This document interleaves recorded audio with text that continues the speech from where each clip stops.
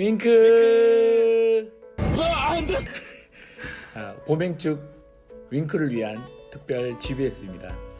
오늘은 내가 이를 위하여 왔노라라고 하는 그 제목을 가지고 좀 말씀을 나눠보겠습니다. 자, 들어가기. 당신만의 스트레스 해소법이나 휴식을 즐기는 방법은 어떤 것인지 나눠봅시다. 이제 주일 사역이 네. 한 주간에 이제 사역을 다 마치고 나서 월요일 날 일단 알람을 설정하지 않고 잡니다. 푹 자고 또 이제 또 체력을 위해서나 또 한번 스트레스 해소를 위해서도 운동 헬스장 가서 땀을 쫙 한번 흘려주고 이렇게 샤워해주면 좀 그렇게 좀 괜찮아지기도 하고 합니다. 그렇죠. 그 취침만큼 그렇게 힐링이 되는 것이 잘 없을 것 같습니다. 저 같은 경우는 우리 가족들과 잘 못 보니까 월요일에는 항상 이렇게 외식을 나갑니다. 외식 나가서 맛집 찾아다니고, 제가 그래서 맛집을 많이 아는 거예요. 그래서 맛집 찾아다니고 우리 가족끼리 진짜 미친 듯이 먹방하고 그렇게 하면서 같이 시간을 보내며 스트레스 풀려고 그렇게 노력하고 있습니다. 자, 우리 뭐 청년들 일반적으로 영화, 뭐 독서, 여행 이런 걸 통해서 그게 스트레스를 풀려고 하겠죠. 자, 1번은 한번 제가 읽겠습니다. 본문은 예수님의 공생의 기간 중 하루 일과를 소개하고 있습니다. 본문을 이해하기에 앞서 예수님의 전날 일과도 먼저 살펴보아야 합니다. 전날 예수님은 어떤 삶을 사셨는지 시간의 순서에 따라 기술해 봅시다. 다 우리가 읽을 수는 없고요. 중요한 그 사건별로 한번 읽어보겠습니다. 한번 읽어주시죠. 네, 17절 말씀입니다. 예수께서 이르시되 나를 따라오라 내가 너희로 사람을 낚는 어부가 되게 하리라 하시니. 네, 첫째는 예수님께서 제자들을 부르셨습니다. 21절입니다. 그들이 가버나움에 들어가니라 예수께서 곧 안식일에 회당에 들어가 가르치시매. 네, 두 번째는 회당에서 가르치셨다 말씀하고 있습니다. 네, 25절 예수께서 꾸짖어 이르시되 잠잠하고 그 사람에게서 나오라 하시니. 예, 회당에서 예수님께서 귀신 들린 자를 축사하신 사건이었습니다. 30절 31절입니다. 시몬의 장모가 열병으로 누워 있는지라 사람들이 곧 그 여자에 대하여 예수께 여짜온대 나아가서 그 손을 잡아 일으키시니 열병이 떠나고 여자가 그들에게 수종드니라. 예, 네 번째는 베드로의 장모의 열병을 치료하셨습니다. 34절입니다. 예수께서 각종 병이 든 많은 사람을 고치시며 많은 귀신을 내쫓으시되 귀신이 자기를 알므로 그 말하는 것을 허락하지 아니하시리니라. 네, 마지막은 각색 병자를 고치셨고 또 귀신 들린 자를 다시 축사하셨습니다. 자, 한번 2번. 전날 바쁜 삶을 사셨던 예수님이 가장 먼저 찾으신 장소는 어디였고 시간은 언제였나요? 네. 자, 새벽 아직도 밝기 전에 예수께서 일어나 나가 한적한 곳으로 가서 거기서 기도하시더니. 찾으셨던 장소는 한적한 곳, 사람들로부터 이렇게 방해받지 않는 광야와 아주 한적한 곳이었고, 그리고 그 시간대는 새벽이 밝기 전 아주 이른 새벽을 말하고 있습니다. 네, 거기서 이렇게 뭐 하셨냐면 오늘 말씀의 마지막 보면 기도하시더니 이렇게 말씀하십니다. 참 그렇게 바쁜 삶을 사시고 난 뒤에 또 기도의 자리를 찾으셨다라고 말씀하고 있죠. 목사님의 그 하루의 일과는 어떻습니까? 저 스케줄은 네. 보통 하루 2명, 3명 이제 신방을 나가고요. 식사 시간이나 차 마시면서 신방을 하고 또 그 요일에 따라서 전도 나갈 때도 있고 양육 훈련을 할 때도 있고 그리고 또 말씀을 또 전하는 말씀을 준비하거나 또 행정적인 또 멀티부 일이나 이런 것들도 그리고 저희 정기적으로 모이는 리더 모임 이런 것들 하면 진짜 하루가 순삭입니다. 순식간에 삭제돼 버리는. 그러면 이제 몇 시 정도에 마치죠? 보통 평균 한 11시쯤 되는 것 같습니다. 그렇죠. 다 보니까 사역자들이 비슷한 것 같아요. 요즘에 특별히 또 코로나다 보니까 나오지 않는 그런 영혼들에 대해 찾아다니면서 권면하고 그 장결자 또 예배에 나오지 못하는 자들에 대해서 찾아가서 이렇게 나올 수 있도록 그렇게 권면하다 보니까 얼마나 이렇게 많은 영혼들을 이렇게 만나는지 몰라요. 근데 이제 보통 그러면 이제 우리의 삶이 너무 지치고 너무나도 고날 때가 많이 있는 것이 사실입니다. 그래서 참 우리가 쉬는 날이 되면 그렇게 기다렸던 잠을 청하거나 아니면 정말 휴식을 즐기는 그런 모습들이 있을 수밖에 없다는 것이죠. 자, 3번 한번 읽어주시겠어요? 일반적으로 바쁜 삶 뒤에 나타나는 행동은 잠을 자거나 쉬셔야 합니다. 그러나 예수님은 기도의 자리에 나가셨습니다. 그 이유는 예수님에게 있어서 기도는 쉼 자체였기 때문입니다. 왜 예수님에게 있어서 기도가 쉼이 되었는지 서로 나눠봅시다. 네. 예수님은 그 쉼의 자리가 바로 기도의 자리였다는 거죠. 어떤 의미가 있을까요, 이게? 일단 기도하는 자리, 예수님에게서 네. 하나님 그 아버지를 만나러 간다라는 거잖아요. 네. 있을 때 뭔가 그 아버지께서 이 예수님을 이 땅에 보내신 것에 대한 어떤 삶의 목적과 방향, 뭐 계획에 대해서 다시 한 번 더 뭐 깨닫게 되고 리마인드하게 되고 내가 왜 이곳에 왔는지에 대해서 생각하게 되는 그 관계의 시간이 바로 기도의 시간이지 않았나. 네, 맞습니다. 그때 이제 다시 어떤 하나님께로부터 받는 능력과 힘을 얻는 시간. 네. 네, 그럴 수 있습니다. 근데 우리가 좀 이게 쉼의 개념으로 좀 본다면 일반적인 그 쉼은 어떤 거라고 말할 수 있죠? 아까 우리 얘기했던 거. 네. 잠을 자거나 육체적으로 쉬는 것, 아무것도 하지 않는 것. 그렇죠. 뭐 취침을 한다거나 아니면 뭐 휴식을 즐긴다거나 아니면 뭐 어떤 여가 시간, 여가 활동을 한다거나 이러면 좀 육체적인 신체적인 쉼을 얻을 수 있을 것입니다. 근데 그게 우리의 정말 진정한 쉼이 될까요? 어느 정도는 있을 수 있겠습니다. 그러나 우리의 어떤 정서적인 그리고 내면적인 쉼을 얻기 위해서는 무엇이 필요하냐면 바로 대화라는 겁니다. 우리 나 목사님은 정말 진정한 어떤 힐링, 어떤 쉼을 얻을 때 언제 그걸 좀 경험할 수 있습니까? 저희 명절이나 네. 휴가 기간 때 부모님을 만나 뵈고 오면 사실 이동하는 뭐 운전하고 장거리여서 네. 뭐 그런 힘들지만 사실 근데 부모님을 만나서 대화를 나누다 보면 깊이 부모님께서 이미 사역의 길을 걸어가셨기 때문에 그에 대한 공감해 주시고 위로해 주시고 내가 참 잘하고 있구나 또 뭐 혹은 이러한 길로 가야 돼 이렇게 알려주실 때마다 그런 대화를 나눌 때 다시 사역할 힘을 얻게 되고 뭔가 힘이 생기게 되더라고요. 네. 그렇죠. 진정한 그 쉼은 어떻게 보면 어떤 대화를 통해서 영적인 그 교감, 정서적인 교류를 통해서 이게 더 채워진다는 것이죠. 저 같은 경우도 이제 사실 사역을 하다 보면 성도들한테 다 말 못할 이야기들 있잖아요. 네. 그런 걸 이제 어떻게 좀 해결하냐면 사역자들의 정기적인 모임이 있습니다. 그래서 그 모임에 가서 같은 사역자들끼리 어려움을 나누고 또 기도 제목을 부탁하면서 이제 힘이 되더라고요. 쉼이 되고 예수님도 그 기도의 자리를 통해서 하나님과의 그 대화의 시간을 가졌다는 겁니다. 그 대화의 시간을 통해서 정말 진정한 쉼을 누리셨고 또 힘을 얻으시는 그런 시간이었다는 것을 이렇게 말씀하고 있습니다. 진정한 쉼은 바로 대화이다. 그렇게 말할 수 있죠. 4번 한번 읽어보시겠어요? 예수님이 기도하실 때 급하게 제자들이 찾아왔습니다. 그 이유는 무엇이었고 예수님의 반응은 무엇이었나요? 네, 37절 38절. 만나서 이르되 모든 사람이 주를 찾나이다. 이르시되 우리가 다른 가까운 마을들로 가자. 거기서도 전도하리니 내가 이를 위하여 왔노라 하시고. 급하게 제자들이 예수님을 찾았던 이유가 무엇이었습니까? 예수님을 찾는 사람들이 너무 네. 많아서 네. 인싸였습니다. 완전. 완전히 히어로 네. 슈퍼스타 아니겠습니까? 막 네. 손대는 곳마다 다 병자가 치료되고 네. 귀신 떠나가고 또 막 가르치는 그런 말씀이 서기관과 같지 않는 그 권위 있는 말씀. 막 순식간에 사람들이 뭐 몰려들었다는 거죠. 또 사람들이 어떤 필요가 있지 않았겠습니까? 나의 병도 고쳐달라고, 우리 자녀도 좀 치료해달라고. 이런 문제에 대해서 좀 해결을 받고 싶어서 예수님께 왔었습니다. 근데 그때 예수님의 반응은 좀 우리가 주목해야 되겠죠? 어땠습니까? 38절을 보면 다른 곳에 가서 네. 다른 마을로 가서 전도를 해야겠다라고 말씀하셨습니다. 네, 복음을 이렇게 전해야 되겠다. 다른 곳에 가서 복음을 전해야겠다. 그렇게 말씀하셨다는 것이죠. 예수님은 복음을 전하러 오신 분명한 목적이 있으셨습니다.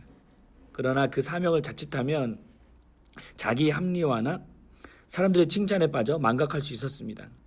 예수님에게 이러한 요소들은 어떤 것들이 있었나요? 첫 번째, 합리화.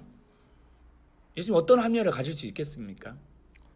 예수님 이미 정말 살인적인 스케줄로 사역을 네. 많이 했기 때문에 네. 이미 사역을 많이 했는 거에 대한 뭐 안주하는 거, 자기 안주하는 어떤 모습들이 있을 수도 있을 것 같습니다. 네. 네. 또 예수님 또 피곤하셨죠.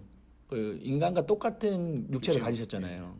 그래서 진짜 병자 고치시고 제자 부르시고 가르치시고 또 축사하시면 너무나도 이렇게 탈진하실 수 있습니다. 피곤하셨기 때문에 나 이 정도 나 많이 했어라고 그렇게 합리화하실 수 충분히 있습니다. 두 번째는 칭찬. 어떤 칭찬에 빠질 수 있었겠습니까? 어떤 게 있죠? 뭐 예수님의 능력에 대해서 일단 병을 고친다 하면 네. 그런 그 병을 고치는 것에 대해서 이제 사람들이 최고다 해서 여기 떠나지 말라고 붙잡을 수도 있고 한데도 네. 다른 곳에 가겠다고 하시는 그 예수님 모습 볼 수가 있죠. 네. 예수님 당시 슈퍼스타였잖아요. 그래서 그 예수님의 그 모습이 소문이 다 퍼졌고 또 그 인기가 급상승했었습니다. 그래서 막 바리새인 서기관들이 막 부러워하고 그래서 그 인기로 인해서 사람들이 어떤 칭찬에 매료될 수 있었고 또 그 자리에 안주할 수도 있었습니다. 근데 예수님 그렇게 하지 않으셨죠? 자, 6번 한번 읽어보시겠어요? 우리도 행축에 초대하고 복음을 전하는 사명을 자기의 합리화나 사람들의 칭찬 때문에 소홀히 할 수 있습니다. 당신에게 어떤 것이 있을까요? 네. 첫 번째, 그런 합리화. 지금 있는 우리 그 함께하는 영혼들만으로도 괜찮다. 네. 충분히 또 때로는 이 영혼들을 케어하고 그 영혼들을 이끄는 데서 부족하다라는 어떤 그런 생각들. 그렇죠. 네. 또 뭐 그런 영혼들도 지금 감당하기 지쳤다. 네.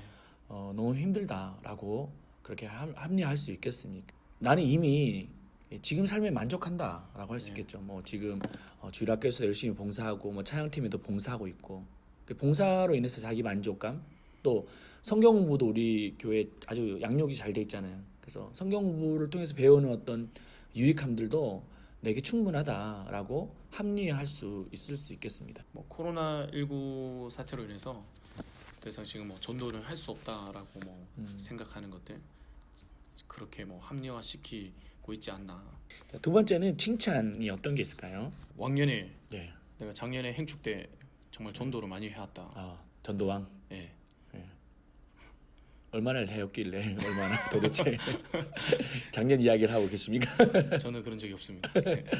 그렇죠. 뭐 작년 내가 얼마나 많은 영혼들을 이렇게 전도했는데 내가 왕년에 이 정도 했다 이렇게 말할 수 있겠죠. 또 보면 우리 교회 같은 경우는 그물치기 대예배 때 그 영혼들 오면 내가 그물 많이 치고 사실 뭐 굳이 나갈 필요 없다.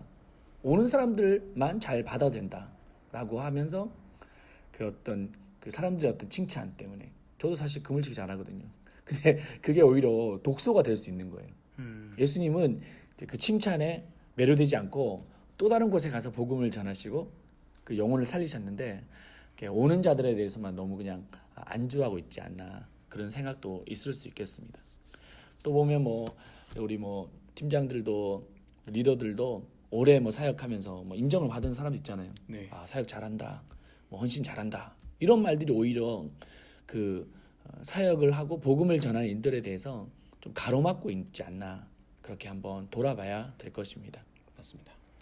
자, 돌아보기 한번 읽어보시죠. 예수님은 기도를 통해서 진정한 쉼을 얻으셨고 상황에 흔들리지 않고 집중하여 복음을 전할 수 있었습니다. 진정한 쉼을 얻기 위해서 기도의 장소와 시간을 결단해 봅시다. 네, 쉼이라는 것이 다음을 또 갈 수 있는 어떤 다시 채우는 시간이 되어져야 하는데 그냥 다 내려놓는 게 되면 안 된다는 생각을 하게 되었고 네, 그래서 사실 진짜 아침에 그 새벽에 저희가 강단 기도를 하고 할 때마다 오늘 하루의 사역에 대한 전략과 어떤 계획이 짜여질 때가 많거든요. 오늘 영혼들을 대하는 나의 마음의 태도를 점검하고 오늘 또 하나님이 우리의 일상 가운데 어떻게 일하실까에 대해서 기대하게 되고 하는데 이 새벽 기도를 정말 깨워서 기도하고 또 함께 기도할 때 정말 큰 힘이 되더라고요. 네, 맞습니다.